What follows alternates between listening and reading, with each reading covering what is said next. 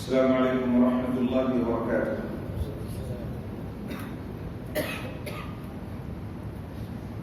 الحمد لله رب العالمين والصلاة والسلام على رسوله الأمين وعلى آله وصحبه أجمعين ومن تبعهم بإحسان إلى يوم الدين، أما بعد.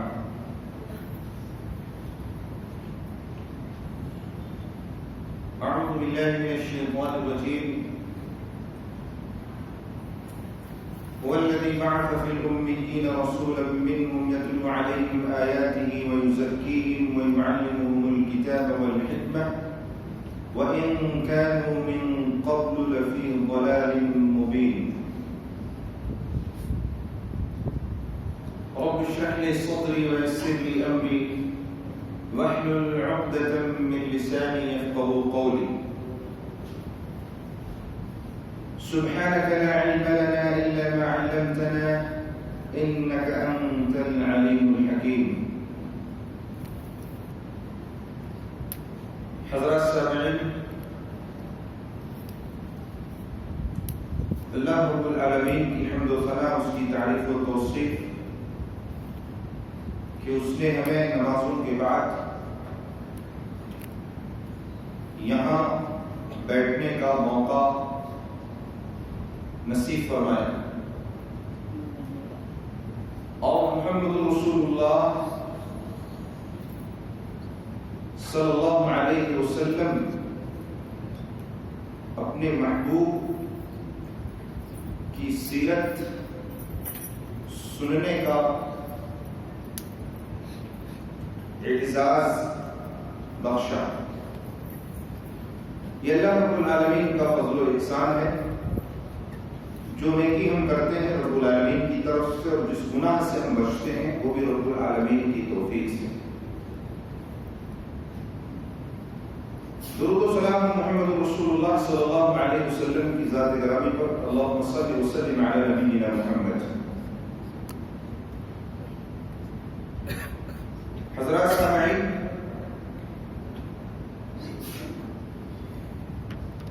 اس مختصر سی حمد و ثنا کے بعد جیسا کہ آپ نے سابقہ درس میں سنا، محمد رسول اللہ صلی اللہ علیہ وسلم کا تعلق ابراہیم خلیل اللہ سے جڑتا ہے، اور آپ اللہ کے نبی صلی اللہ علیہ وسلم بنو اسماعیل سے. اس سلسلے میں کچھ باتیں اب تک آ چکی ہیں. ابراہیم علیہ السلام کی پیدائش، ان کی دعوتی سرگرمیاں، پھر حضرت ہاجرہ سے ان کا نکاح، خانہ کعبہ کی باپ بیٹوں کا مل کر کے تعمیر کرنا، اور پھر حضرت اسماعیل ذبیح اللہ کی 2 شادیاں. پہلی شادی جو طلاق کے ذریعے سے ٹوٹ گئی، دوسری شادی کیا مضاز بن عمرو جو بنو جرہم کے قبیلے کے سردار تھے ان کی لڑکی سے. اللہ کے نبی صلی اللہ علیہ وسلم اسی خاندان سے ہیں. مضاز بن عمرو کی لڑکی سے اللہ کے نبی صلی اللہ علیہ وسلم کا رشتہ ہے. ان کے بدل سے حضرت اسماعیل علیہ السلام کو 12 بیٹے پیدا ہوئے. حضرت اسماعیل علیہ السلام کی 12 اولاد ہوئی، 12 لڑکے ہوئے.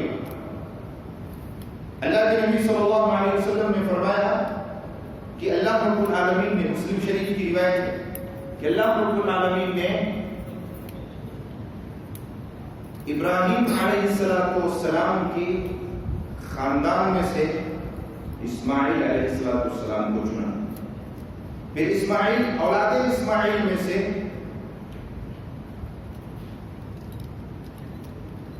بنو کنانہ کو چنا، اور کنانہ کی اولاد میں سے ان کی نسل میں سے قریش کو منتخب فرمایا، اور قریش میں سے بنو ہاشم کو، اور بنو ہاشم میں سے اللہ رب العالمین نے مجھے پیدا فرمایا۔ مسند احمد کی صحیح روایت اللہ کے نبی صلی اللہ علیہ وسلم فرماتے ہیں کہ اللہ رب العالمین نے لوگوں کے دلوں میں جھانک کے دیکھا تو مجھے آخری نبی کی حیثیت سے منتخب فرما لیا، آخری نبی بنا دیا۔ پھر صحابہ کرام کے دلوں میں جھانک کے دیکھا تو انہیں میری صحبت کے لائق میرا ہمنشین سمجھا، تو اللہ رب العالمین نے انہیں میرا ساتھی اور ہمنشین بنا دیا۔ اللہ اکبر۔ حضرات سامعین، حضرت اسماعیل علیہ السلام کے 12 لڑکے ہوئے، پھر آگے جا کر کے اللہ کے نبی صلی اللہ علیہ وسلم کی پیدائش ہوئی۔ اس کا بھی ہم مختصر سا خاکہ پیش کرتے ہیں۔ اللہ کے نبی صلی اللہ علیہ وسلم کا سلسلہ نسب 3 حصوں پر تقسیم کیا جاتا ہے۔ ایک حصہ جس کے سلسلے میں کسی کا اختلاف نہیں ہے، جو محمد رسول اللہ صلی اللہ علیہ وسلم سے لے کے عدنان تک پہنچتا ہے۔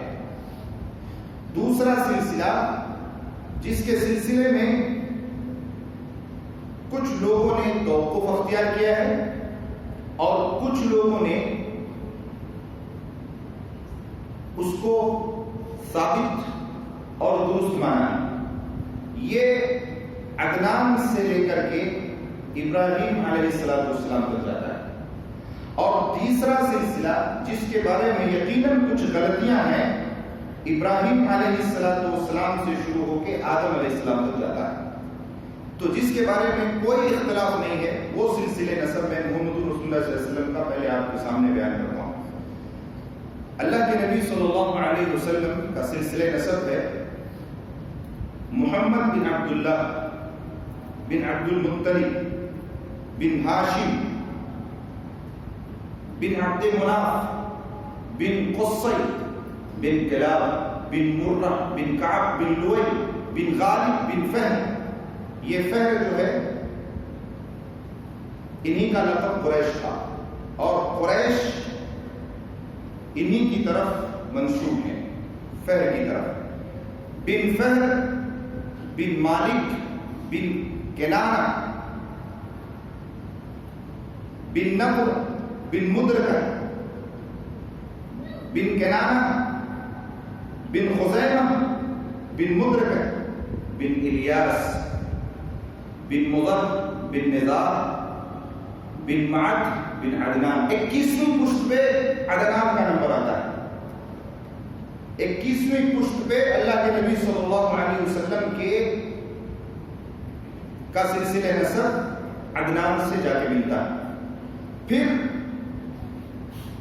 بعض حدیثوں میں یہ ذکر ہے کہ اللہ کے نبی صلی اللہ علیہ وسلم جب اپنا سلسلہ نسب بیان کرتے تھے تو اپنی ذات سے شروع کر کے عدنان پہ آ کر رک جاتے تھے، اس سے آگے نہیں بڑھتے تھے۔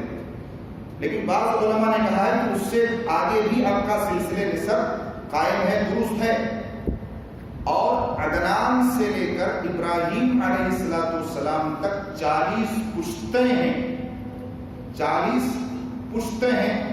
تو 21 اور 40 ملائے تو 61 پشتیں ہوتی ہیں محمد رسول اللہ صلی اللہ علیہ وسلم سے ابراہیم تک پہنچنے میں۔ 61 یہ جنریشن کا سلسلہ۔ حضرات سامعین، اس بات میں تو کوئی اختلاف نہیں ہے کہ 21ویں پشت میں اللہ کے نبی صلی اللہ علیہ وسلم حضرت عدنان سے جا کے ملتے ہیں۔ اللہ کے نبی صلی اللہ علیہ وسلم چونکہ بنو ہاشم سے ہیں اور ہاشم آپ کے جد اعلیٰ کا نام ہے، اسی وجہ سے آپ کو ہاشمی کہا جاتا ہے۔ ایک بات یہیں پر واضح کر دیں، بہت سارے لوگ یہ کہتے ہیں کہ اللہ کے نبی صلی اللہ علیہ وسلم سید تھے۔ چونکہ یہ بات آئی آپ ہاشمی تھے قریشی تھے، آپ سید نہیں تھے۔ سید کہتے ہیں سردار کو، رہنما کو، رہبر۔ ہر مومن موحد آدمی سید ہے۔ آج معاشرے میں ایک مزاج بنا ہوا ہے، ایک سوچ ہے، لوگوں میں یہ باتیں عام ہیں کہ سید گھرانے کو زکوٰۃ نہیں دے سکتے، یا سید گھرانے کی لڑکی لائے تو اسے جھاڑو نہیں لگا سکتے، یا سید گھرانہ کوئی معزز گھرانہ ہے، یا سید لوگ قوم کے معاشرے کے اعلیٰ لوگ ہیں، ان کا مقابلہ کوئی دوسرا نہیں کر سکتا۔ ایسی کوئی بات نہیں۔ سید دیکھیے، آپ اللہ کے نبی صلی اللہ علیہ وسلم نے حضرت حسن بن علی کو سید کہا کہ یہ میرا بیٹا سید ہے، سردار ہے، دو گروہوں کے درمیان صلح کرائے گا۔ اللہ کے نبی صلی اللہ علیہ وسلم نے حضرت حمزہ کو سید الشہداء کہا، یہ شہیدوں کے سردار ہیں۔ پھر اللہ کے نبی صلی اللہ علیہ وسلم نے اس مرد مومن کو بھی سید الشہداء کہا ہے جو ظالم بادشاہ کے سامنے حق بات کہے اور اس کی گردن مار دی جائے، وہ بھی سید الشہداء ہے۔ حالانکہ وہ تو سید گھرانے سے ہی نہیں، کسی بھی خاندان سے ہو، کسی بھی قوم سے ہو، حق بات کہنے کی وجہ سے اس کی گردن مار دی جائے، وہ آدمی بھی سید الشہداء ہے۔ اور اللہ کے نبی صلی اللہ علیہ وسلم نے ایک دعا کو سید الاستغفار کہا، اللہم انت ربی لا الہ الا انت خلقتنی، سید الاستغفار ہے۔ تو اس کو بھی سید لوگوں کو پڑھنا چاہیے، دوسرے لوگ کو پڑھیں گے، ایسی کوئی بات نہیں۔ ہر مومن موحد آدمی سید ہے۔ سید کوئی خاندان نہیں، کوئی عام۔ وَجَعَلْنَاكُمْ شُعُوبًا وَقَبَائِلَ لِتَعَارَفُوا، یہ جو قبیلے ہیں، قبیلوں کے نام ہیں، یہ جو ٹائٹل ہے، خان، پٹھان، سید، قریشی، فلاں فلاں فلاں، یہ خالی قبیلوں کے نام ہیں، اس سے قبیلوں کی پہچان ہوتی ہے۔ إِنَّ أَكْرَمَكُمْ عِندَ اللَّهِ أَتْقَاكُمْ، اللہ کے نزدیک کریم اور باعزت شریف وہ ہے جو متقی۔ تو اللہ کے نبی صلی اللہ علیہ وسلم کا سلسلہ نسب میں ایک شخص ہیں، ان کے جد اعلیٰ ہاشم بن عبد مناف، یہ انہی کی طرف نسبت کرتے ہوئے اللہ کے نبی صلی اللہ علیہ وسلم کو ہاشمی کہا جاتا ہے۔ تو ان کے بارے میں بھی تھوڑا جان لیں۔ پھر ان کے بیٹے عبد المطلب کے بارے میں تھوڑا جان لیں گے، پھر عبد المطلب کے بیٹے عبداللہ کے بارے میں تھوڑا جان لیں گے، پھر عبداللہ کے بیٹے محمد الرسول اللہ ہیں، ان کے بارے میں ہم جانیں گے انشاءاللہ۔ تو چونکہ آپ کو ہاشمی کہا جاتا ہے اور ان سے کچھ تاریخیں وابستہ ہیں، اس لیے میں ان کا بھی ذکر آپ کے سامنے لانا چاہتا ہوں۔ بنو عبد مناف اور بنو عبد الدار کے درمیان عہدوں کی تقسیم کے بعد ہاشم کو، یعنی عبد مناف کے بیٹوں میں ہاشم کو سقایا اور رفادہ، سقایا کہتے ہیں حاجیوں کو پانی پلانے، اور رفادہ کہتے ہیں ان کی مہمان نوازی کرنے، یہ ذمہ داری، یہ شرف، یہ منصب ہاشم کو حاصل ہوا۔ ہاشم جو عبد مناف کے لڑکے ہیں، ہاشم کو حاصل ہوا، اور ہاشم کا اصل نام عمرو ہے۔ عمرو، ہاشم ان کا لقب پڑ گیا، کیوں؟ کیونکہ سب سے پہلے انہوں نے ہی شوربے میں روٹیاں توڑ کر، ملا کر، سان کر لوگوں کو کھلایا۔ ہاشم کے معنی ہوتا ہے توڑنے والا، اس لیے ان کو لوگ ہاشم کہنے لگے، اور سب سے پہلے یہ کام ہاشم نے ہی کیا عربوں میں۔ اور دوسرا کام، دوسری امتیازی شان کی تھی، یہ بہت مالدار تھے اور لوگوں میں بڑے عزیز تھے، محبوب تھے، لوگ ان کی بات مانتے تھے۔ دوسری چیز ان کے سلسلے میں یہ ہے کہ انہوں نے ہی سال میں 2 مرتبہ تجارتی سفر کا آغاز کیا، جبکہ سال میں 1 مرتبہ لوگ تجارت کے لیے سفر کیا کرتے تھے۔ عمرو، جن کا لقب ہے ہاشم، یہ ہاشم ایک مرتبہ شام تجارت کے لیے گئے. اب دیکھیے سلسلہ شروع ہوتا ہے. تجارت کے لیے گئے. شام جاتے ہوئے مدینہ میں انہوں نے قیام کیا.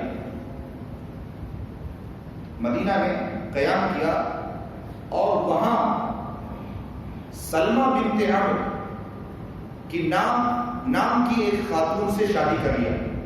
کس نے؟ ہاشم نے، جن کی طرف محمد رسول اللہ کو ہاشمی کہا جاتا ہے، جد اعلیٰ ہے. شادی کر لیا. کچھ دن وہاں ٹھہرے، پھر فلسطین چلے گئے. اسی دوران ان کی بیوی حاملہ ہو گئی، سلمہ حاملہ ہو گئی.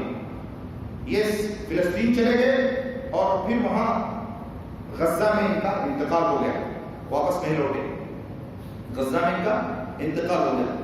ادھر سلمہ کے بطن سے ہاشم کا ایک لڑکا پیدا ہوا. ایک لڑکا پیدا ہوا سن 497 عیسوی میں. ایک لڑکا پیدا ہوا. ماں نے دیکھا کہ اس کے بال کافی سفید ہیں، تو ماں نے اس کا نام، سلمہ نے اس کا نام شیبہ رکھ دیا. اور اس بات کی اطلاع مکے میں کسی کو نہیں تھی کہ ہاشم نے مدینہ میں شادی کی ہے سلمہ سے، اور اس کے سلمہ کے یہاں ایک بچہ پیدا ہوا، اس کا نام شیبہ ہے. یہ بڑھتے رہے اور معاملہ آگے بڑھتا رہا. جب ہاشم کا انتقال ہو گیا تو ان کے تمام طور عہدے اور منصب ان کے بھائی مطلب کو مل گئے. مطلب ان کے دوسرے بھائی تھے، مطلب ان کو مل گئے. یہ مطلب بھی کافی مشہور آدمی تھے، بڑی خوبی کے مالک تھے، لوگوں میں بڑے عزیز تھے اور بڑا اچھا نظم لے کے لوگوں میں چل رہے تھے. اتفاق سے ان کو پتا چلا کہ ان کے بھائی نے مدینہ میں شادی کیا تھا اور اس شادی سے ان کو ایک لڑکا پیدا ہوا ہے. اس وقت شیبہ کی عمر، جن کو عبد المطلب کہا گیا، ان کا نام ہے شیبہ، لقب ہے. تو اس وقت ان کی عمر 10 یا 12 سال تھی. یہ یہاں سے انہوں نے رخت سفر باندھا اور مدینہ گئے اور اپنے بھتیجے کو یعنی ہاشم کے لڑکے کو دیکھا، ان کو گلے لگایا، اشکبار ہو گئے اور پھر اپنی سواری پہ بٹھا کے مکہ کے لیے روانہ ہوئی. تو شیبہ نے کہا کہ میں اس وقت تک نہیں جاؤں گا جب تک میں اپنی ماں سے اجازت نہ لے لوں. تو کہا ٹھیک ہے. تو یہ اجازت کے طالب ہوئے، سلمہ کے پاس گئے تو سلمہ نے کہا کہ میں اپنے بیٹے کو مکہ نہیں بھیجوں گی. تو انہوں نے کہا کہ اس کے باپ کی حکومت مکہ میں ہے اور رب العالمین کے حرم کا یہ پاسبان ہوگا. ماں نے کہا ٹھیک ہے لے جاؤ. مٹھا کے مکہ کی طرف روانہ ہوئے. جب مکہ کے قریب پہنچے تو لوگوں نے ان کے مطلب کے پیچھے شیبہ کو بیٹھے ہوئے دیکھا تو سمجھا یہ ان کا غلام ہے، تو ان کو عبد المطلب کا غلام. حالانکہ وہ عبد المطلب کے بھتیجے ہیں، غلام نہیں ہیں. عبد المطلب نے کہا یہ میرا بھتیجا ہے، میرے بھائی کا لڑکا ہے، میرا غلام نہیں ہے. پھر اس کو یعنی شیبہ کو لے کر کے ان کو لے کر کے وہ مکہ آ گئے اور کچھ دنوں کے بعد یمن میں مطلب کا بھی انتقال ہو گیا.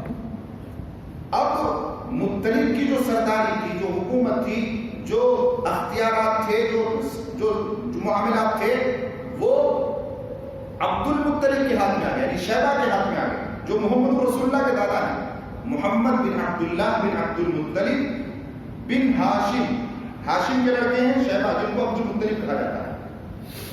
عبد المطلب کے ہاتھ میں آ گئے. عبد المطلب یہ وہ شخص ہیں جنہوں نے مکہ کے اندر اتنی شہرت حاصل کی اور وہ کارنامے نمایاں انجام دیا جو اس سے پہلے ان کے خاندان میں کسی اور کو حاصل نہیں ہوا. ان کے ہاتھ پر پہلا کارنامہ یہ ہوا کہ اللہ رب العالمین نے ان کو خواب میں زمزم کا کنواں جو پٹ گیا تھا، خواب میں ان کو دکھایا کہ آپ اس کی کھدائی کریں، اور ساتھ ہی اس جگہ کی بھی نشاندہی کی گئی جہاں پر زمزم کنواں آج موجود ہے۔ یہ اٹھے اور اپنے لوگوں کو جمع کیا اور وہاں گئے اور کھدائی شروع کر دی۔ چاہے زمزم کا کنواں کھودنا شروع کیا جو پٹ گیا۔ جب کھودا تو اس میں سے تلواریں نکلی، زرہیں نکلی، اور سونے کی 2 ہرنیں سونے کی، جو بنو جرہم مکہ چھوڑتے ہوئے پورے چیزیں اس زمزم کے کنویں میں ڈال کے چلے گئے۔ اسی اثنا میں قریش آئے، ان کے سامنے آئے، کہا کہ ہم بھی اس میں حصہ لینا چاہتے ہیں، ہم بھی آپ کے ساتھ یہ کام انجام دینا چاہتے ہیں اور زمزم کنویں کی کھدائی کرنا چاہتے ہیں۔ تو انہوں نے کہا کہ نہیں، آپ یہ کام نہیں کر سکتے، یہ کام میرے لیے منتخب کیا گیا، مجھے سونپا گیا۔ آپس میں بات آگے بڑھی، اختلافات شروع ہو گئے۔ قریش نے کہا کہ ہم کو بھی اس میں شریک کیا جائے، ساجھا۔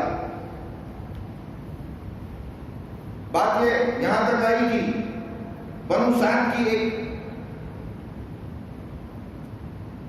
کاہنہ عورت جو کہانت کرتی تھی، اس کے پاس بات چلی گئی۔ فیصلہ ہوا کہ سب لوگ مل کے اس کے پاس چلیں، وہ کاہنہ عورت جو فیصلہ کرے گی اس کو تسلیم کر لیا جائے گا۔ یہ لوگ مکہ سے نکلے، عبد المطلب اور قریش کے لوگ مکہ سے نکلے، باہر نکلے ہی تھے کہ کچھ ایسے حالات اور ایسے کچھ نشانیاں رب العالمین نے ان کو دکھائی کہ وہ وہاں تک نہیں گئے، وہیں سے لوٹ آئے اور انہوں نے تسلیم کر لیا کہ یہ کام عبد المطلب اور ان کے خاندان کے لیے ہی خاص ہے، اور مان لیا۔ اس موقع پر عبد المطلب نے یہ نظر مانی کہ اگر اللہ رب العالمین مجھے 10 بیٹے دے گا، 10 تو میں ایک بیٹے کو رب العالمین کے راستے میں قربان کر دوں گا۔ انہوں نے نظر مان لی اسی موقع پر کہ اللہ رب العالمین مجھے اگر 10 اولاد دیا تو میں ایک بچہ اللہ رب العالمین کے راستے میں قربان کر دوں گا، اس لیے کہ وہ 10 میری مدد کریں گے، میرا سہارا بنے گا۔ نظر مان لیا۔ دوسرا واقعہ انہی کے زمانے میں اصحاب الفیل کا واقعہ بھی پیش ہے۔ وہ ابرہۃ الاشرم، یمن کا گورنر، جس نے صنعاء میں ایک معبد بنایا، گرجا گھر، عبادت خانہ۔ اس کی نیت تھی کہ سارے لوگ حج کے لیے، عمرے کے لیے، طواف کے لیے مکہ جاتے ہیں، حرم جاتے ہیں، میں کچھ ایسا کروں کہ صنعاء کے اندر ہی، یمن کے اندر ہی ایک گرجا گھر اور ایک معبد بنا دوں تاکہ لوگوں کو ادھر پھیروں اور لوگ یہاں آ کر کے وہ کام کریں۔ اس نے ایک معبد بنایا، گورنر تھا یمن کا، ابرہہ، بنا دیا، بنا کے تیار کیا۔ اسی بیچ بنو کنانہ کا ایک آدمی اس کے معبد میں گیا اور گندگی کر دیا، پورا گندا کر دیا پورے معبد کو۔ اب وہ غصے میں آیا۔ اسی اثنا میں عبد المطلب کے کچھ اونٹ ہانک لیے گئے تھے، جو صنعاء یعنی یمن کے بادشاہ کے، گورنر کے کچھ آدمی عبد المطلب کے اونٹ ہانک لے گئے تھے۔ میں آپ کو یقین کے سلسلے میں، اللہ رب العالمین پر توکل کے سلسلے میں یہ واقعہ سنا رہا ہوں۔ جب عبد المطلب کو خبر پہنچی کہ میرے اونٹ، میرے جانور ہانک لیے گئے، تو وہ ابرہہ کے پاس گئے اور کہا کہ بھائی میرے اونٹ تمہارے کچھ آدمی ہاتھ لائے ہیں وہ ہمیں واپس کر دو. تو کہا کہ تمہیں اپنے اونٹوں کی فکر ہے؟ ارے میں تو کعبہ ڈھانے کا پلان کر رہا ہوں اور کعبہ ڈھانے کے لیے آ رہا ہوں. تو کہا بھائی اونٹ میرے، اس کی ذمہ داری میری ہے، وہ مجھے دے دو. رہا معاملہ کعبہ کا تو کعبہ کا جو مالک ہے وہ اس کا محافظ ہے. یہ یقین ہے کہ اللہ ضرور اپنے گھر کی حفاظت کرے گا. اللہ رب العالمین اپنے گھر کی ضرور حفاظت کرے گا. اونٹ ہمارے ہیں، ہم کو دے دو. کعبہ اللہ کا ہے، اللہ اس کی حفاظت کرے گا. تو 60,000 کا لشکر لے کر ابرہہ وہاں سے روانہ ہوا، جس میں 9 یا 13 ہاتھی، ایک بہترین مضبوط قسم کے سواری لے کر، ایک بڑا جانور ہاتھی لے کر سوار ہوا اور وہاں سے روانہ ہوا. مکہ پہنچا. مزدلفہ اور منا کے بیچ میں وہاں آیا اور وہاں لشکر کو ترتیب دیا اور پھر لڑائی کرنے کے لیے، خانہ کعبہ کو ڈھانے کے لیے وہاں سے آگے بڑھو. اللہ رب العالمین نے اس کا واقعہ قرآن کریم میں ذکر کیا ہے سورۃ الفیل کے اندر. الم تر کیف فعل ربک باصحاب الفیل. اللہ رب العالمین نے اصحاب الفیل کے ساتھ کیسا کیا، کیا معاملہ کیا، ان کا انجام کیا ہوا، پوری تاریخ رب العالمین نے ذکر کی. وہ آئے چھوٹے چھوٹے پرندے، چھوٹے چھوٹے ابابیل، قمریاں، اپنے چونچ میں اور اپنے دونوں پنجوں میں چھوٹی چھوٹی مٹی کی ٹھیکریاں لیے ہوئے اوپر سے گرانا شروع کی. بھگدڑ مچ گئی. جہاں وہ کنکر، بالکل چھوٹے چھوٹے کنکر، چنے کے دانے کے برابر، چنے جیسے، اس سے جہاں لگتا گوشت کو جھڑ جاتا. بھگدڑ مچ گئی. لوگ آپس میں ہی ایک دوسرے کو کچلنے لگے، کودلنے لگے، چڑھنے لگے، مرنے لگے.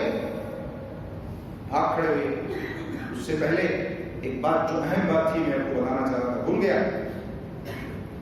جب ابرہہ اپنی سواری کو، ہاتھی کو خانہ کعبہ کی طرف لے کر چلنے کی کوشش کرتا تو وہ کعبے کی طرف چلنے کے لیے مائل نہیں ہوتا. مشرق، شمال، جنوب، جدھر لے کے جاتا آسانی سے جاتا. جیسے خانہ کعبہ کا رخ کر کے اس طرف جانے کی کوشش کرتا وہ ہاتھی رک جاتا. اللہ رب العالمین انسان کو، انسان حیوانوں کے دلوں میں بھی اپنے گھر کی تعظیم اور محبت ڈالنا چاہے تو ڈال دیتا ہے. خیر، سب بھاگ کھڑے ہوئے. ابرہہ اس کے ہاتھوں کے پور اکھڑ گئے اور صنعاء پہنچتے پہنچتے وہ چوزے کے مانند ہو گیا، چوزا، اور اس کا سینہ پھٹ گیا. اس کا دل باہر نکل گیا اور وہ مر گیا. سینہ پھٹ گیا، دل باہر آ گیا اور وہ مر گیا. بہت برا انجام ہوا. اللہ رب العالمین نے ان کے پلان کو اور ان کو کھائے ہوئے بھوس کے مانند بنا دیا. یہ اللہ رب العالمین کی تدبیر ہے.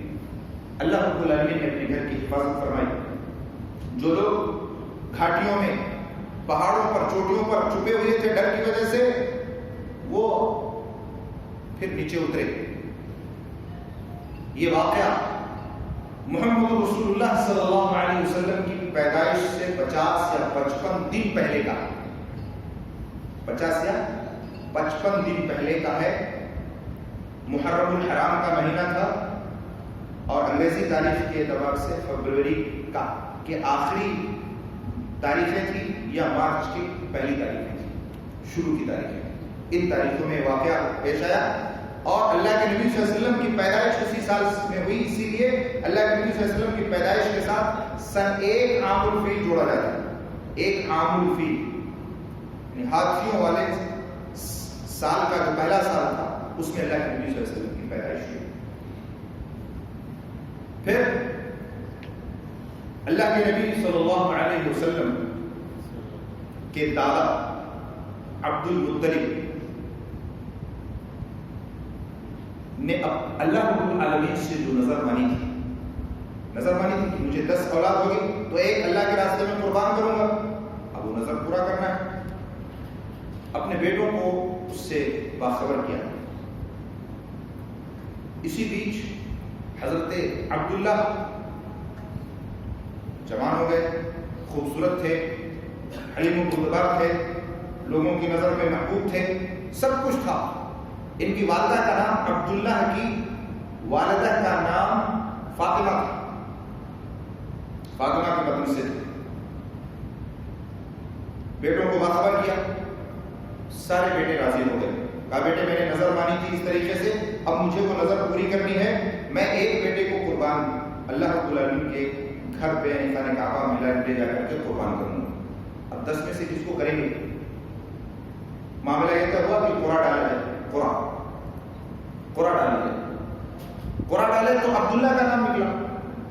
محمد رسول اللہ صلی اللہ علیہ وسلم کے والد محترم کا نام نکلا. ادھر سے بنو مخزوم یعنی نبی کریم صلی اللہ علیہ وسلم کے ننیحال والے سامنے آ گئے. کہا نہیں ایسا نہیں ہونے دیں گے. ادھر سے قریش آ گئے. کہا نہیں ہم ایسا نہیں ہونے دیں گے عبداللہ کے ساتھ. ادھر سے محمد رسول اللہ صلی اللہ علیہ وسلم کے چچا ابو طالب جو ان کے بہت عزیز تھے وہ بھی سامنے آ گئے. ابو طالب بھی آ گئے، قریش بھی آ گئے، اور بنی مخزوم کے محمد رسول اللہ صلی اللہ علیہ وسلم کے ننیحال کے لوگ بھی آ گئے. کہا نہیں ہم عبداللہ کو ذبح کرنے نہیں دیں گے. پھر کیا کیا جائے؟ نظر تو پوری کرنی ہے اور قرآن میں عبداللہ کا نام نکلا.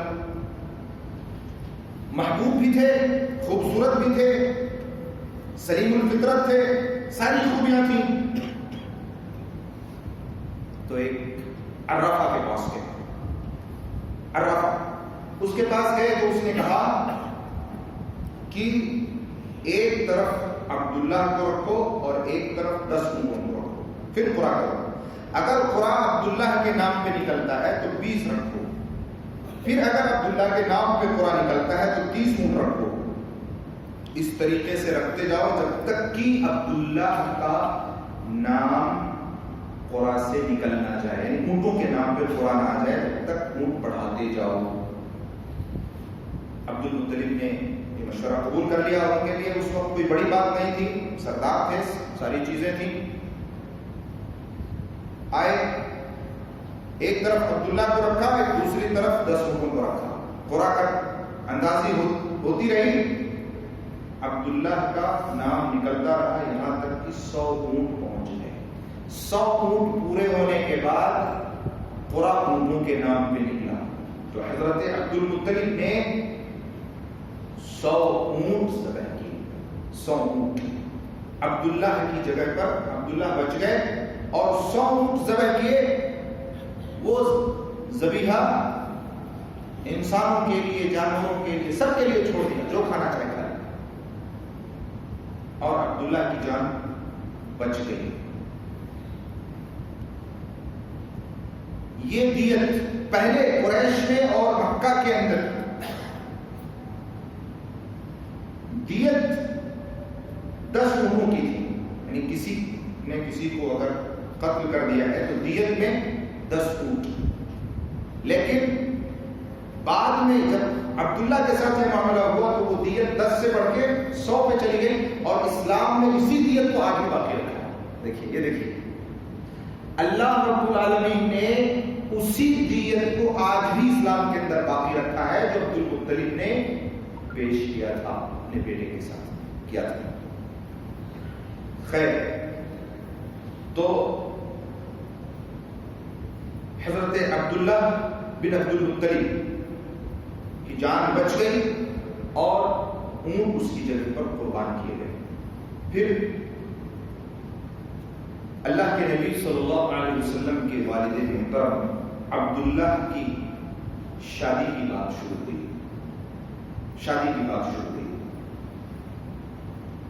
قریش کی مشہور خاتون، پاک بازی کے اعتبار سے، حسب و نسب کے اعتبار سے، خاندان کے اعتبار سے اور قبیلے کے سردار کی بیٹی آمنہ سے ان کی عبداللہ کی شادی ہو گئی۔ پھر شادی کے کچھ دنوں کے بعد عبد المطلب نے اپنے بیٹے عبداللہ کو مدینہ کھجور لانے کے لیے بھیجا۔ کھجور، جب عبداللہ مدینہ گئے تو وہیں پر ان کا انتقال ہو گیا۔ بعض مورخین نے لکھا ہے کہ وہ شام تجارت کے لیے گئے تھے، واپس ہو رہے تھے، راستے میں بیمار ہوئے اور مدینہ پہنچتے پہنچتے ان کا انتقال ہو گیا۔ جب ان کا انتقال ہوا تو ان کو مدینہ میں ہی دفن کر دیا گیا، اور اس بات کی اطلاع مکہ نبی کریم صلی اللہ علیہ وسلم کی والدہ محترمہ تک پہنچی۔ وہ بہت دلگیر ہوئی، پریشان ہوئی، مگر رب العالمین کے فیصلے کے سامنے کوئی کچھ نہیں کر سکتا۔ بعض لوگوں نے لکھا ہے کہ اللہ کے نبی صلی اللہ علیہ وسلم پیدا بھی نہیں ہوئے تھے، اور بعض مورخین نے لکھا ہے کہ اللہ کے نبی صلی اللہ علیہ وسلم کی پیدائش کے 2 مہینے کے بعد کا یہ واقعہ ہے۔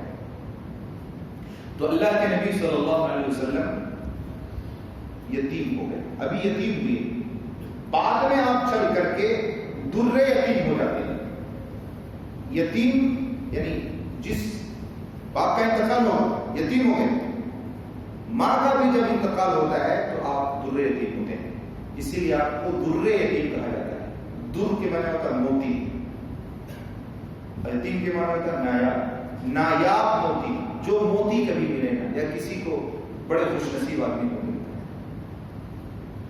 اس کے بعد آمنہ نے اپنے غم کا، تکلیف کا اظہار مرثیے کی شکل میں کیا، جو عربی میں ہے، اور ان کی تعریف میں مرثیہ گیا، ان کی موت پر اظہار افسوس کیا، آنسو بہایا، مگر رب العالمین کے فیصلے پر سب کو راضی ہونا ہوتا ہے، اور ہر شخص راضی ہو بھی جاتا ہے دھیرے دھیرے۔ حضرت عبداللہ نے ورثے میں 5 اونٹ، بکریوں کا ایک ریوڑ اور ایک حبشی لوڈی، جن کو ام ایمن کہا جاتا ہے، ام ایمن، جنہوں نے محمد رسول اللہ صلی اللہ علیہ وسلم کو گود کھلایا، یہ چھوڑا جو محمد رسول اللہ صلی اللہ علیہ وسلم کو ورثے میں یا ان کی والدہ کو ورثے میں حاصل ہوا۔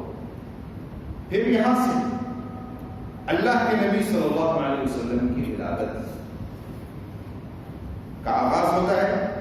انشاءاللہ یہ مختصر سی تعریف اور یہ مختصر سی سیرت و سوانح جو ابراہیم علیہ السلام سے شروع ہو کر اسماعیل علیہ السلام سے ہوتے ہوئے ان کے 12 بیٹوں سے پھر محمد رسول اللہ صلی اللہ علیہ وسلم تک پہنچتی ہے، یہ آپ تک میں نے حتی المقدور کوشش کرتے ہوئے بہتر طریقے پر کتاب و سنت کے آئینے میں پہنچانے کی کوشش کی ہے۔ اللہ رب العالمین سے دعا ہے، الہ العالمین جو باتیں بھی اس میں عبرت موعظت کی ہیں، نصیحت کی ہیں، یاد رکھنے کی ہیں، عمل کی ہیں، اللہ رب العالمین کو آپ کو توفیق دے اس کو یاد کرنے کی، اس پر عمل کی، اس کو پہنچانے کی، اور اسے اپنی زندگی میں ڈھالنے کی، اس کے ذریعے اپنی اصلاح کرنے کی۔ انشاءاللہ آنے والے درس میں محمد رسول اللہ صلی اللہ علیہ وسلم کی پیدائش سے لے کر آگے کی باتیں شروع ہوں گی، اور پھر اس کے بعد انشاءاللہ جہاں تک سلسلہ چلے گا اب تک یہ سلسلہ پہنچتا رہے گا۔ اللہ رب العالمین سے دعا ہے العالمین ہم سب کی اصلاح فرمائے، اور محمد رسول اللہ صلی اللہ علیہ وسلم سے سچی محبت اور اطاعت کرنے کی توفیق عطا فرمائے۔ باخر دعوانا الحمد للہ رب العالمین، السلام علیکم و رحمۃ اللہ وبرکاتہ۔